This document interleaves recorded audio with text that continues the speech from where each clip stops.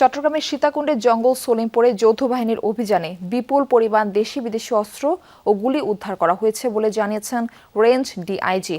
দুপুরে সংবাদ সম্মেলনে ডিআইজি আহসান হাবিব জানান, অভিযানে 24টি বন্দুক, 6টি পাইপ গান, একটি বিদেশি পিস্তল, 1164 রাউন্ড অ্যামুনিশন, শটগানের 57 রাউন্ড কার্তুজ, 30টি খালি ম্যাগাজিন ও দেশীয় অস্ত্র উদ্ধার করা হয়েছে। RFL gas stove hassle free auto ignition নিশ্চিত করে ঝামেলাহীন রান্না। আরএফএল গ্যাস স্টোভ নিরাপদ ও ঝামেলাহীন। পাওয়া গেছে অস্ত্র তৈরির সরঞ্জাম। যৌথ বাহিনীর অভিযানের পর র্যাব ও পুলিশের 2টি ক্যাম্প স্থাপন করা হয়েছে বলেও জানান তিনি। গতকাল স্মরণকালের সবচেয়ে বড় অভিযান চালানো হয় জঙ্গল সলিমপুরে। সেনাবাহিনী, বিজিবি, র্যাব ও পুলিশ সহ বিভিন্ন বাহিনীর প্রায় 3,500 সদস্য অভিযানে অংশ নেয়। গ্রেফতার করা হয়েছে 22 জনকে।